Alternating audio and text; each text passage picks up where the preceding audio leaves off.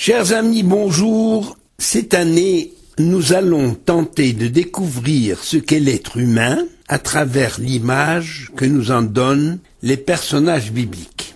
Dans chaque paracha de la semaine, nous découvrirons un ou plusieurs personnages autour duquel se déroule l'histoire du peuple juif et au-delà du peuple d'Israël, l'histoire de l'humanité. En effet, les personnages bibliques sont dépeints dans un cadre très large dans lequel la valeur de l'individu n'est jamais réduite à sa seule existence privée. Dans la Bible, les événements sont décrits à l'échelle du temps, c'est-à-dire qu'en plus de leur signification au moment où ils se produisent, le texte révèle une connaissance très fine de ce qu'est l'homme en général, quel que soit le moment de son existence sur Terre.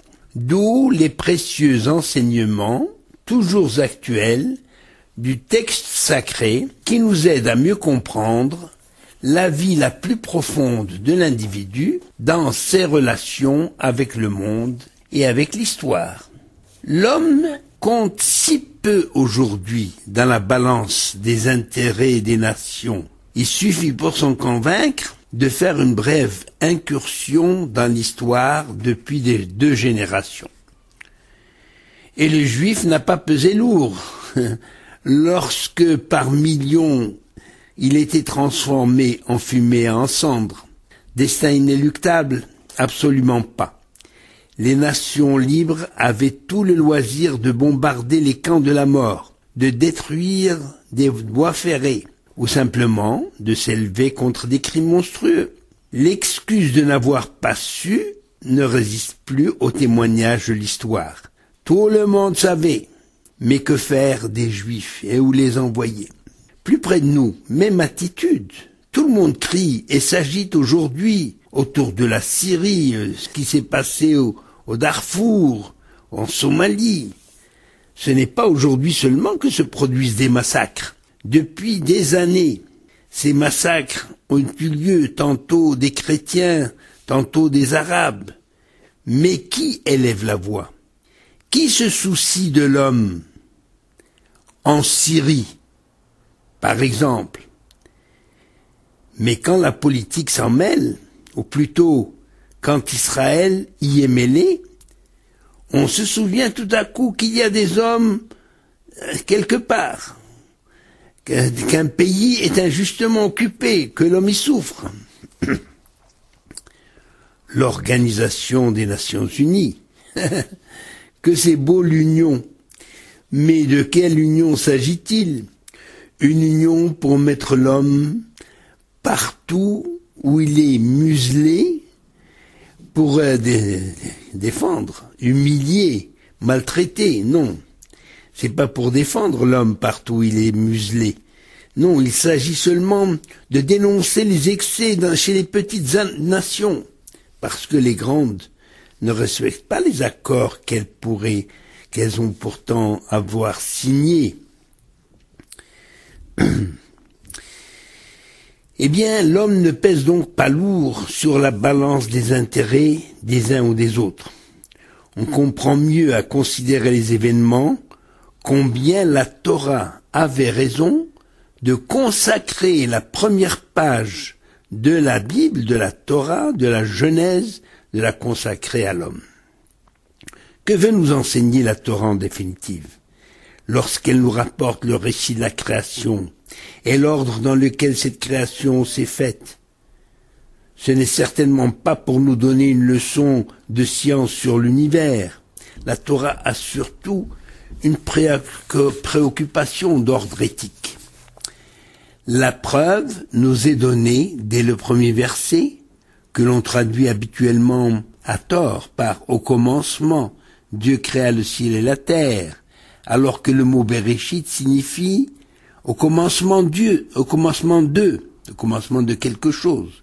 Mais ce n'est pas le commencement, c'est-à-dire au commencement de la création. Et le Midrash insiste sur le fait que le mot Bereshit signifie principe, et que ce principe, c'est-à-dire chose première, peut être la Torah, ou bien Israël, ou bien les prémices, qui sont tous deux, et tous ces mots sont appelés principes.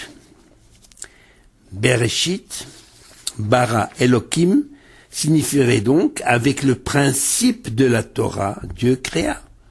Ça veut dire que Dieu aurait consulté la Torah avant même de créer le monde, comme un architecte consulte ses plans avant d'entreprendre la construction d'un édifice. De même pour le principe Israël, Dieu créa le ciel et la terre. Israël serait également un des projets du monde, c'est-à-dire que Dieu n'a créé le monde que dans la mesure où un certain nombre de projets ont été possibles et seront possibles. L'histoire de l'univers, deviendrait, selon cette conception, une évolution qui permet la réalisation de différents projets. La Torah commence par bête, pour nous enseigner que l'homme ne doit pas tellement se préoccuper de ce qui se passe en haut, en bas ou en arrière, c'est-à-dire l'homme doit se préoccuper de l'avenir. Cet enseignement ne signifie nullement que l'homme doive abandonner toute recherche scientifique, pas du tout, au contraire. La curiosité scientifique est recommandée par la Torah. La connaissance, l'étude, c'est le premier devoir de l'homme. Ce que veut dire ce bête de Bereshit, c'est que l'essentiel pour l'homme, c'est l'avenir, c'est-à-dire l'homme lui-même. Et dans toute la Torah, tout au long des pages, à travers chaque récit, c'est la découverte de l'homme, sa grandeur et sa misère, son génie et sa petitesse. Remarquons d'ailleurs, pour étayer cette affirmation, que l'homme est le seul élément de l'univers qui y ait été créé des mains de Dieu lui-même. La terre, le ciel, le soleil, la lune, les plantes, les animaux, tout ce qui est dans l'univers, que l'univers comporte dans sa diversité, a été créé par la parole divine. Dieu dit que la lumière soit, et seul l'homme est façonné par ses mains, dit que la lumière soit, c'est la lumière fait. Et cette création de l'homme est en elle-même porteuse de signification. S'il arrivait à l'homme de se décourager, de se considérer comme un rien dans l'univers, de s'accorder peu de valeur et par là de se sentir indigne d'accomplir de grandes choses, d'être capable d'idées et d'actions généreuses, on lui rappelle qu'il est le seul élément qui ait été façonné par les mains divines et que cette attention particulière lui confère un rang et une auréole. Si au contraire il arrivait à l'homme de se prendre pour un Dieu, capable de tout, même d'un orgueil démesuré, on lui rappelle qu'il a été tiré de la poussière et que poussière il deviendra. Or cet homme, créé directement et particulièrement par Dieu, apparaît à la fin de la création du monde, alors que tout était prêt pour l'accueillir. La terre nourricière, le soleil vital, l'eau, les plantes, tout était prêt comme une table dressée. Là aussi se place un enseignement fondamental. Le monde a été créé pour l'homme. Cet enseignement fondamental semble de temps en temps à oublier. On se sert souvent de l'homme comme cobaye pour le progrès de la science, comme objet que l'on manipule pour faire aboutir des projets économiques et politiques. C'est l'homme qui paye les frais des ambitions démesurées de l'homme. C'est l'homme qui jonche de son cadavre les champs de bataille. C'est l'homme asservi à la machine que l'on utilise comme un outil de travail. L'homme devient parfois esclave de l'œuvre de ses mains, au lieu d'en être le maître. L'homme oublie que le monde a été créé pour lui, pour qu'il en jouisse, et qu'à travers ce monde dans lequel il a été placé, il se réalise et réalise le monde avec lui. Ce que la Torah veut également nous enseigner, c'est que l'homme a un rôle à remplir, qu'il fait partie d'un processus qui mène le monde de la création au temps messianique. L'histoire de la vie humaine prend dès lors tout un sens, car elle a une finalité. Comme le souligne le Midrash, cette finalité se traduit dans l'évolution nécessaire de l'histoire vers son accomplissement, comme le suggère le nom même du premier homme, Adam, c'est-à-dire qui est écrit avec 3 lettres, Aleph, Dalet et Mem, et qui suggère les 3 étapes de cette évolution.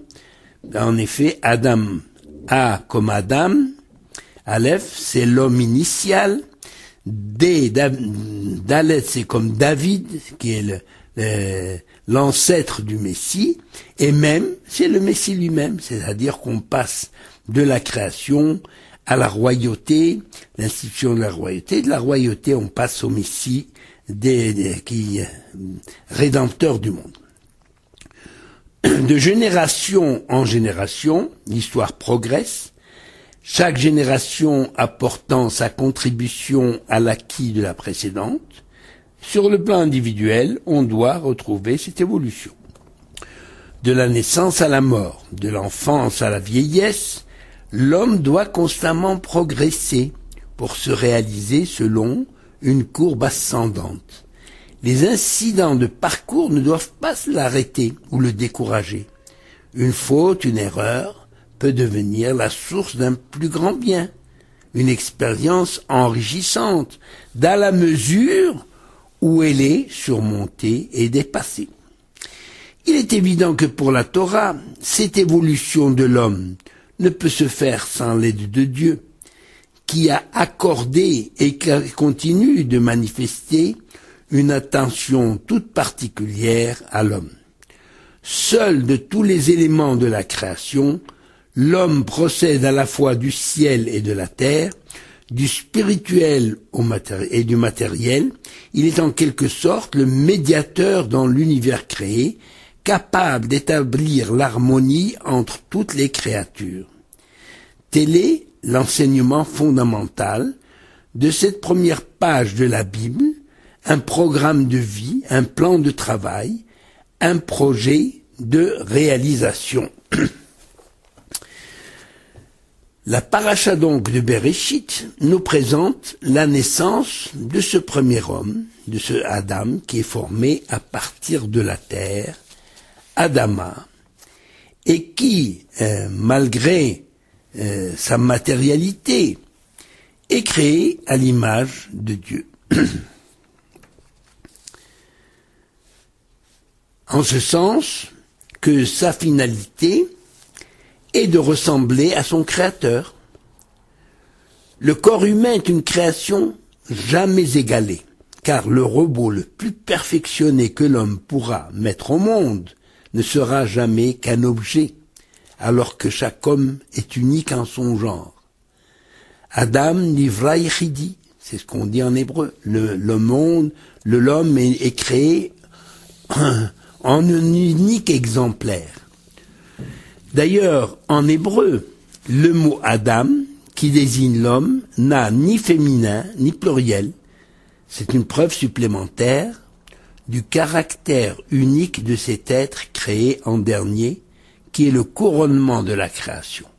Par exemple, pour dire des hommes, on ne dira pas Adamim, on dira Anashim, pluriel de Ish, et pas Adamim. Pour dire une femme, on dira Isha, c'est-à-dire Nashim, qui est le pluriel de Isha, et le féminin. Le féminin de Adam, c'est pas Adama, c'est Isha, qui est tiré du mot Ish, et dont le pluriel est Nashim. Donc, le mot Adam est unique. L'être créé par Dieu est unique. Pour quelle raison Hachem a-t-il créé l'homme en dernier? Si vous lisez le récit de la création, vous constaterez que cette création se produit dès qu'Hachem l'exprime. Par exemple, lorsque Dieu dit « Vayomer Elohim yehi or », eh bien, Dieu dit qu'il y ait la lumière, eh bien, immédiatement, la lumière apparaît. Il en est ainsi de toutes les choses créées au cours des 6 jours. Mais quand arrive le tour de créer l'homme, le texte nous rapporte un récit étonnant, Vayomer Elokim naase Adam betsalmenu kidmutenu. Dieu dit, faisons l'homme à notre image et à notre ressemblance. Dieu dit, faisons. Mais à qui Dieu s'adresse-t-il? Aux anges. Oui, d'après Rachi, afin qu'ils ne soient pas jaloux. Ce procédé a d'ailleurs inspiré les familles au sein desquelles arrive un nouveau-né fait éruption, un nouveau-né qui risque de susciter la jalousie de ses frères, qui constate que le nouveau venu requiert toute l'attention des parents. Alors il n'y a qu'un seul remède pour éviter ces inconvénients, qui peut parfois tourner au drame. C'est impliquer les frères et sœurs en leur mettant le nouveau-né dans les bras, comme s'ils en étaient responsables. Dieu constate donc qu'il n'est pas bon, lorsque l'homme était créé, Dieu constate qu'il n'est pas bon que l'homme soit seul. Alors il lui présenta tous les animaux. Mais Adam ne trouva pas son contentement. Il lui fallait un être de chair, c'est-à-dire chair de sa chair. Les sages sont d'accord que Chava, qui va être chair de sa chair, Ève en français, que la première femme, n'a pas été créée à partir, ça n'a pas eu une création à part, et qu'elle a été créée non pas à partir d'une côte de l'homme, comme on a l'habitude de traduire le mot tsela, mais d'un côté de l'homme. C'est-à-dire, c'est important cette création de la femme, qui n'est pas un être, c'est tout à fait indépendant, un être à part, qui a été créé, une création comme l'homme a été créé, la femme n'a pas été créée comme l'homme. Parce qu'à l'origine, le nom Adam, le premier homme, qui est devenu par la suite Adam et Ève ne formaient qu'un être unique, mâle et femelle, avec deux faces et deux côtés. Tsela, en hébreu, dit en fait non pas se dit une côte de l'homme, mais également, on peut traduire un côté de l'homme, comme le côté du Mishkan, Tsela Mishkan.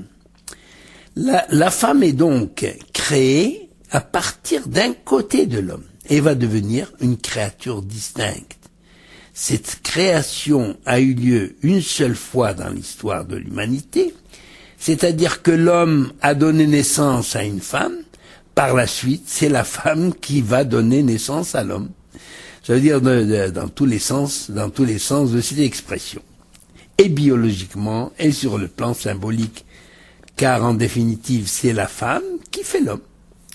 La Torah nous enseigne que la relation entre l'homme et la femme va désormais présenter le caractère d'une recherche.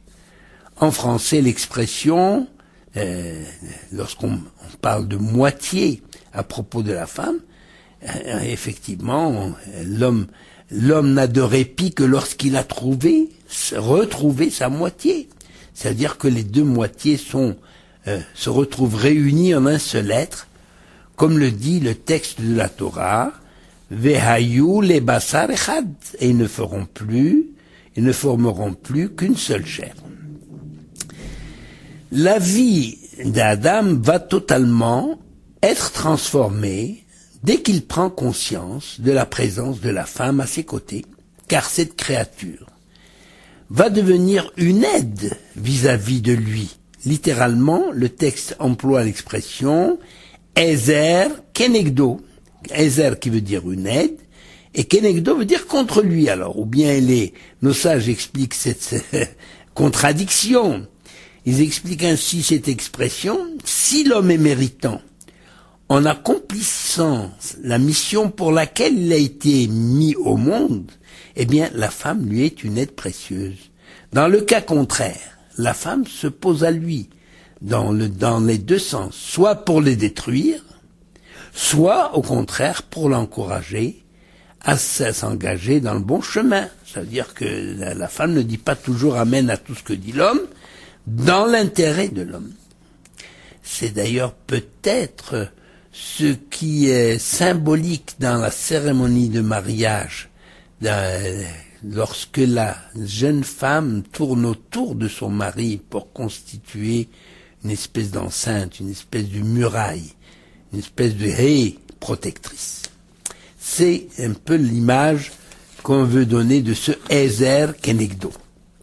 Ces explications de nos sages vont montrer qu'il existe une différence fondamentale entre l'homme et les autres créatures vivantes.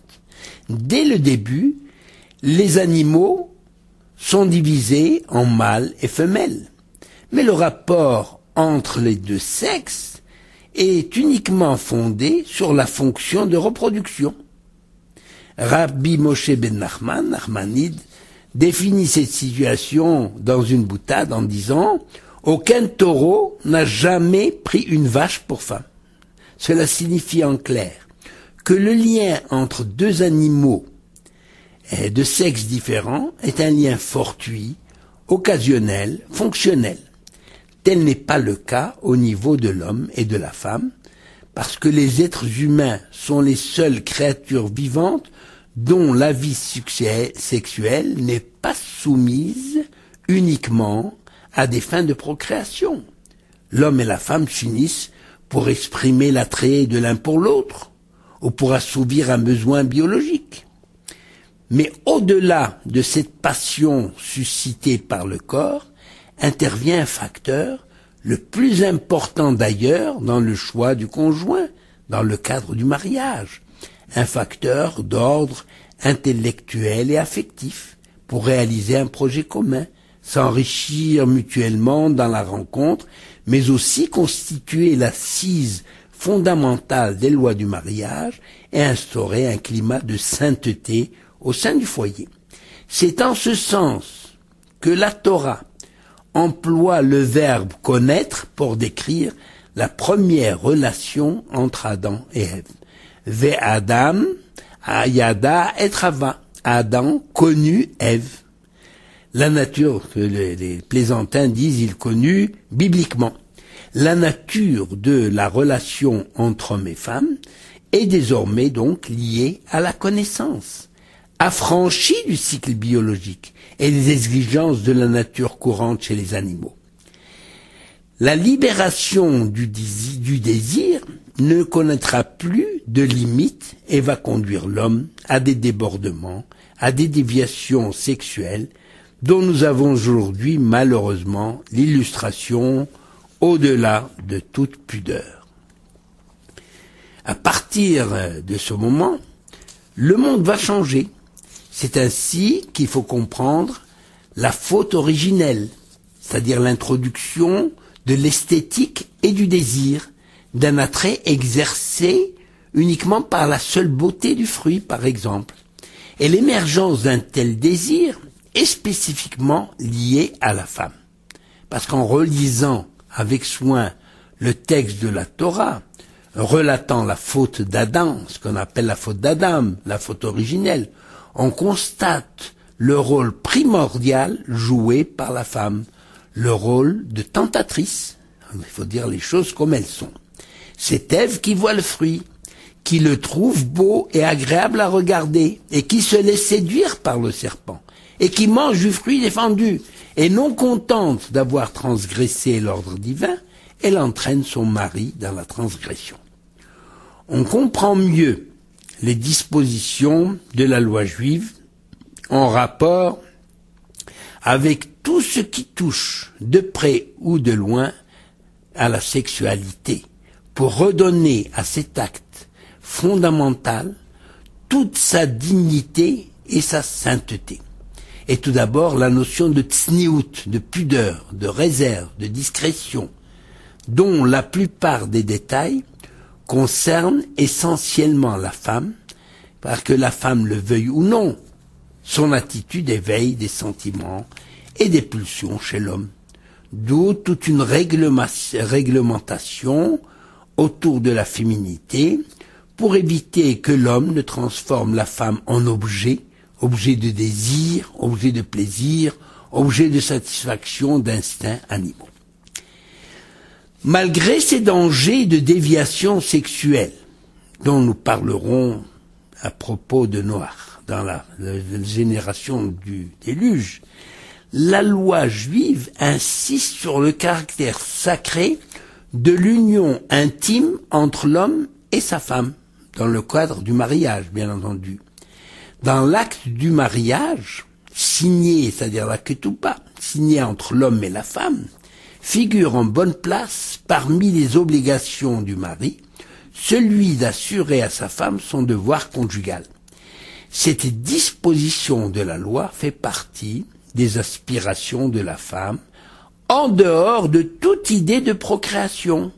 Elle est applicable même si la femme est stérile ou même si elle est enceinte. Cette union doit se faire dans le respect du désir de la femme. C'est ainsi qu'en cas de grave dissension dans le couple, une telle union n'est pas permise, ne peut pas avoir lieu. Nous sommes loin de ce qui se passe en Orient, où des femmes et des filles sont enlevées et mariées de force au nom de la religion et souvent rejetées ou recluses après s'en être servies. Alors, Adam a fauté, on parle de la faute d'Adam. Mais quelle est cette faute? Eh bien, d'après nos sages, la faute d'Adam, c'est d'avoir écouté sa femme alors qu'un ordre de Dieu lui avait été donné de manière explicite.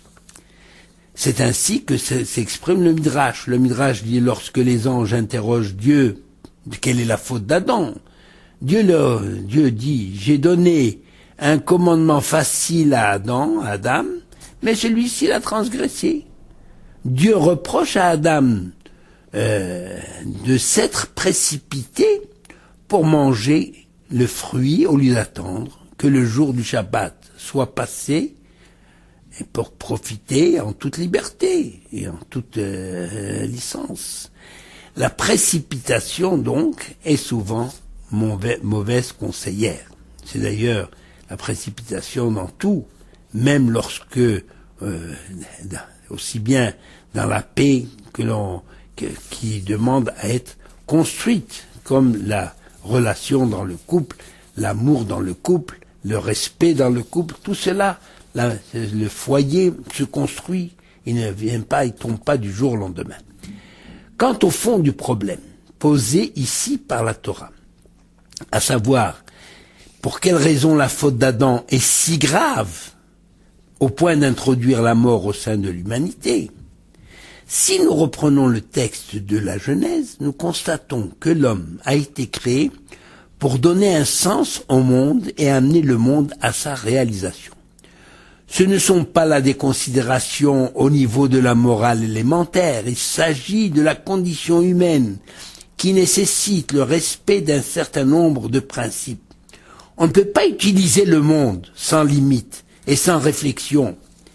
Les problèmes soulevés à la suite de considérations d'ordre écologique concernant la survie de l'humanité aujourd'hui, les progrès de la science en vue du confort humain ne doivent pas se faire au détriment du respect de l'objectif final pour lequel l'homme a été mis au monde. Les conséquences se font sentir sous forme de catastrophes ou de maladies nouvelles inconnues dans le passé et générées sans aucun doute par des formes de vie imposées à l'homme dans certaines contrées. C'est pour cela que l'homme a été appelé Adam, nom tiré de l'expression Adamé l'Elion, je veux ressembler au Très-Haut. La Torah dit l'homme est créé à l'image de Dieu et à sa ressemblance. Pas une ressemblance physique, bien entendu, car Dieu n'a pas de matérialité. Dieu n'a ni corps, ni membres, ni les 5 sens. Bien que la Torah emploie des expressions comme Dieu voit, Dieu entend, Dieu consulte les livres de la vie, Dieu descend pour voir, etc. Ce ne sont que des anthropomorphismes, c'est-à-dire on prête à Dieu une forme humaine pour permettre à l'homme de comprendre les paroles de la Torah. Donc l'homme a été mis au monde pour relier la terre au ciel, faire en sorte que le monde dans toutes ses manifestations comprenne et assimile cette réalité que tout procède de Dieu. Même si pratiquement L'homme ne doit pas s'embarrasser de la présence divine dans le feu de son action. Comme l'affirme un rabbi chassidique, que l'homme doit agir comme s'il était livré à lui-même, sans dépendance aucune de personne et en toute liberté, mais il ne doit jamais oublier qu'en définitive, tout dépend de Dieu, même la force d'agir.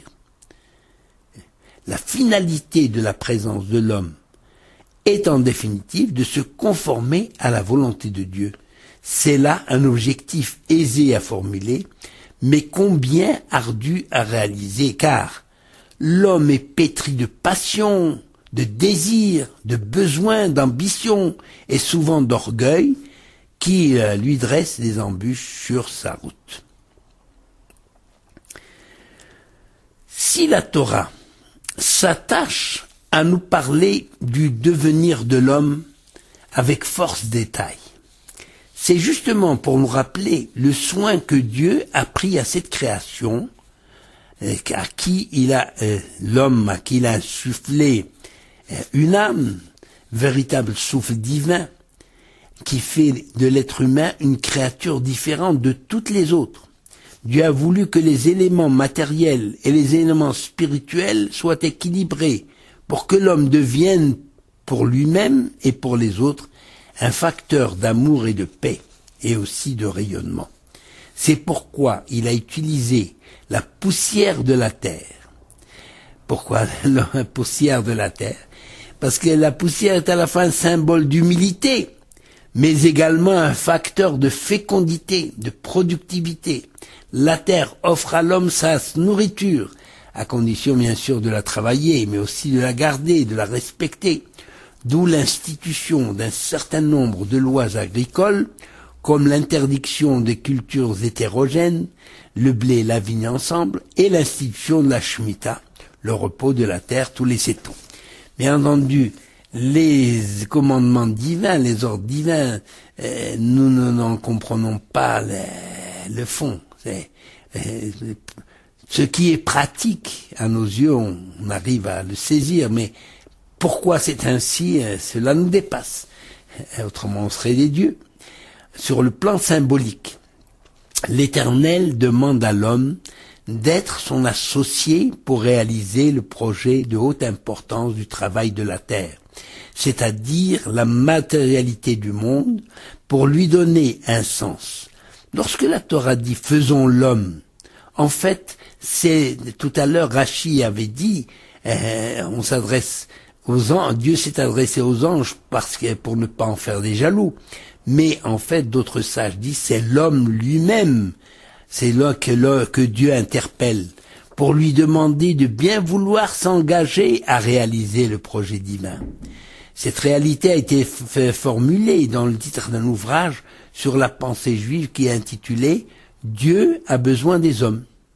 Imaginez dès lors l'importance que nous avons, chers amis, tous, d'être des associés de l'Éternel dans l'œuvre de la création continuée, après les 6 jours. Cela signifie que nous ne sommes jamais seuls, que nous avons toujours un compagnon en permanence, un compagnon fidèle sur lequel nous pouvons compter, car il est puissant, il est partout, tout dépend de lui, la vie, la grandeur, la misère, le bonheur, les épreuves. C'est d'ailleurs notre première réaction, lorsqu'on ouvre les yeux le matin après une nuit de sommeil, on prononce « Modéani lefanecha » je te remercie, ô Éternel, ô Roi vivant et éternel, de m'avoir rendu mon âme avec miséricorde, grande est ta fidélité. On pourrait aussi remercier l'Éternel d'avoir créé le monde entier pour moi. Bishvili, chacun peut dire Bishvili nivra olam. C'est pour moi que le monde a été créé. D'ailleurs, le monde disparaît avec la disparition de l'homme, puisqu'il ne voit plus. Eh bien, à la différence de tous les éléments qui ont été créés et qui réalisent leur but dès leur création, ils accomplissent leur mission dès la création pour laquelle ils ont été créés. L'homme, à la différence, l'homme, lui, non, est toujours en devenir. Par exemple, l'animal est déjà pourvu de toutes ses facultés physiques dès sa naissance. Shor Chesed Boaz, lorsqu'on parle de sacrifice du taureau, etc., il s'agit quelquefois du veau qui vient d'être mis au monde, puisqu'il a même pas un an, le veau qu'on offre. Un veau mis au monde se met déjà à marcher, alors qu'un bébé passe par différentes étapes, tant du point de vue physique qu'intellectuel et psychique. Le mot naaseh, qui veut dire nous ferons, qui annonce l'intention de créer un être humain, couronnement de la création, fait justement allusion à la révélation de la Torah sur le mont Sinaï, lorsque les enfants d'Israël ont prononcé ce verbe, naaseh venishma, nous ferons et nous essaierons de comprendre. Cela signifie que les enfants d'Israël ont compris leur mission sur terre, à savoir assurer la louange de l'Éternel par l'étude et l'observance de la Torah, déjà au Sinaï, même s'ils n'en comprenaient pas la finalité, mais ils ont dit naaseh benishma, c'est ce même naaseh qui a servi à la création du monde, et la faute d'Adam ne peut trouver de réparation qu'à ce prix, c'est-à-dire c'est dans ce but que l'homme a été créé à l'image de Dieu, à sa ressemblance, c'est-à-dire avec des qualités spirituelles pouvant être censées s'améliorer. L'homme a été créé pour aller toujours de l'avant, sans jamais s'arrêter, sans croire à aucun moment pouvoir aspirer au repos, le repos de l'artisan ayant achevé son travail. Et c'est pour cela, justement, que le Midrash nous décrit Adam dans le jardin d'Éden comme un coq en pâte, entouré des anges qui lui assurent le service d'un hôtel 6 étoiles. Mais lorsque les anges s'adressent à Dieu pour savoir quelle était la faute d'Adam, pour mériter la mort, eh bien, l'Éternel, comme je l'ai dit tout à l'heure, lui a répondu, je lui ai donné un commandement léger, mais il l'a transgressé. Bien sûr, plusieurs explications ont été données de cette faute d'Adam. Rabbi Shimon ben Lakish dit qu'Adam n'a été chassé du Gan Eden qu'après avoir blasphémé. Se rendant compte de sa nudité, Adam a voulu se couvrir, mais aucun arbre n'a accepté de lui donner de ses feuilles, car tous les arbres le traitaient de voleur. Seul le figuier a cédé à sa demande, car c'est du figuier qu'il a pris le fruit défendu. D'après le Midrash Rabbah, chapitre 15, verset 7. Mais selon ce même Midrash, l'Éternel aurait proposé à Adam de reconnaître sa faute, de regretter d'avoir agi ainsi et de demander pardon, mais Adam a refusé de se repentir, de faire teshuva.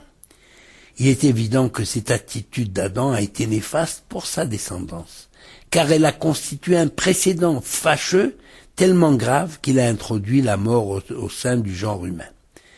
Ce récit de la faute d'Adam, quelle que soit sa faute d'ailleurs, avait pour but de nous faire découvrir que l'homme est faillible. Ce n'est pas un ange, et parfois il l'oublie, et il croit toujours être dans son bon droit vis-à-vis d'autrui, vis-à-vis de lui-même et face à Dieu.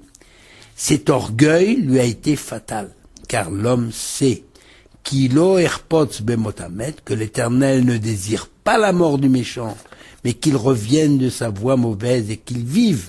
C'est-à-dire que l'homme doit être conscient de la responsabilité de ses actes et du devoir de les réparer. D'ailleurs, le tribunal céleste qui a jugé Adam a eu recours à la fois à la midat hadin, c'est-à-dire la sévérité, la stricte application de la loi, en le condamnant à mort, et à la fois à la midat al-hamim, c'est-à-dire elle a eu le recours à la mesure de miséricorde, en ne révélant pas à Adam le jour de sa mort. C'est-à-dire l'avantage de cette dernière mesure qui a été transmise à la descendance, c'est-à-dire que l'homme de notre planète qui ne connaît pas le jour, l'homme ne connaît pas le jour de sa mort, eh bien cette mesure permet à l'homme de concevoir sa vie comme s'il était immortel, de former des projets à long terme, et grâce à cette mesure de miséricorde, la mort n'exerce pas ou n'exerce plus cette pression au quotidien au point de paralyser l'homme dans son action. Pour conclure, le Midrash rappelle, conclure présentement, parce que nous n'avons pas su ce qu'est l'homme, on le verra au bout de toutes les séances que nous aurons chaque semaine, si Dieu veut, jusqu'à la fin de l'année, on fera le tour, voir tous les aspects de cet être extraordinaire, cette création merveilleuse qu'est l'homme. Eh bien, l'homme, Adam étant l'aîné de l'humanité, et à titre d'aîné, il était également le premier grand prêtre qui a dû mettre ses habits pour offrir le premier sacrifice en l'honneur de l'Éternel, manifestant par ce geste la finalité de l'existence humaine qui était le point de départ de toute la création. C'est aussi Adam qui a composé le premier poème Mizmor Shir Leyom HaShabbat en l'honneur de l'Éternel à la fin de ce 6e jour de la création qui était le début de l'histoire de l'humanité et dans lequel, l'homme va exalter dans ce poème, l'homme va exalter les merveilles de la création.